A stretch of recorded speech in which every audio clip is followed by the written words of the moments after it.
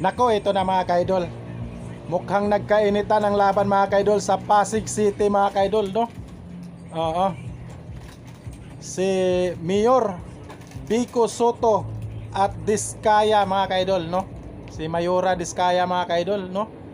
At sana naman suportahan po natin si Vico Soto mga kaidol. At last term na po ito ni Vico Soto mga kaidol, no? Oo. At siyempre doon po tayo sa subok na mga kaidol. Dahil po last term na po ni Vico Soto. Sana po suportahan po natin si Vico Soto mga kaidol, no? At ito mga kaidol, hindi naman natin masabi na tagilid si Vico Soto mga kaidol dahil sa dalawang term niya mga kaidol, no? Marami na po siyang nagawa sa Pasig City mga kaidol. Oo. At sino ba yan? Si Diskaya. Ngayon lang niya mga kaidol, kaya doon po tayo sa subok na mga kaidol, no?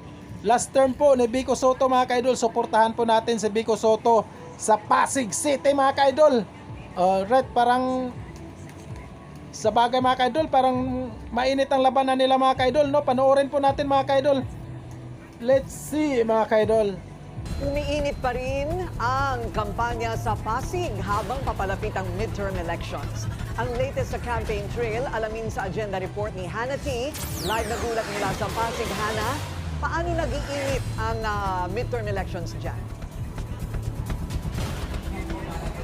Nako, Corina, pagdating sa mga tumatakbo bilang alkalde, merong mala David and Goliath ang scenery o mga nagbabakbakan o naglalabanan. Una na dyan, ang incumbent mayor na si Mayor Vico Soto na ngayon ay ongoing ang caucus dito sa Santos sa Alipinin. At kaninang tanghali, nag-house-to-house campaign din siya kasama ang team Giting ng Pasig para ikampanya ang kanyang third term bilang alkalde. Highlight sa kampanya ni Soto ang pagpapalakas ng transparency at mga serbisyong libre para sa Pasigueños.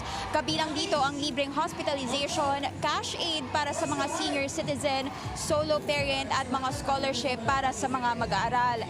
Kilala si Soto sa simpleng pamumuno nito sa Pasig at ang kanyang kalaban na si businesswoman Sara Diskaya na tumatakbo rin sa pagkaalkalde sa ilalim ng Team Kaya Des. Patuloy ang ayuda campaign sa iba't ibang barangay. Pangako ni Diskaya gawing smart city ang Pasig na may libreng healthcare, housing programs at daan-daang infrastructure projects.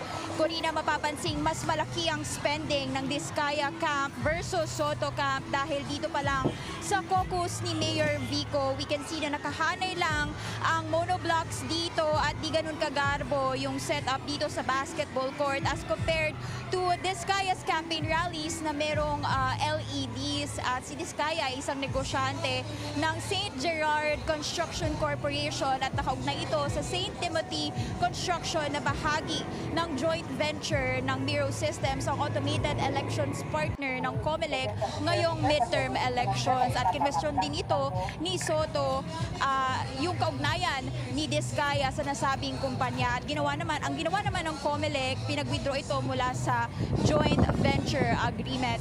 Kaya may tuturing natin na David versus Goliath ang labanan dito sa Pasig pagdating sa kampanya ni Soto na kilala sa simpleng pamumuno at kontra sa ayuda at instant services na inaalok ni Diskaya. At mamaya pasado alas 7, mangangampanya naman ang team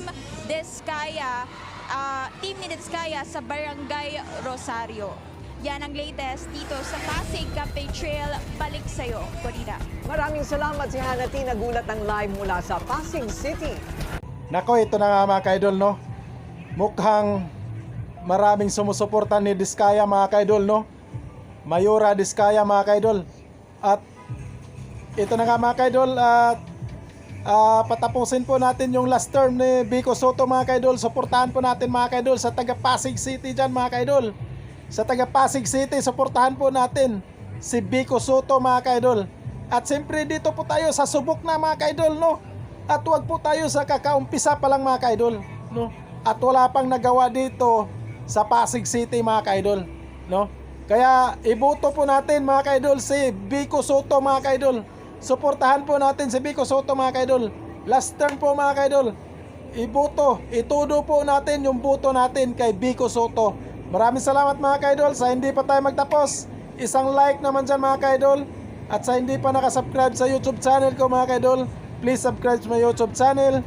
Ayan po, i-click yung notification bell para updated po kayo sa mga bagong update mga ka-idol na video.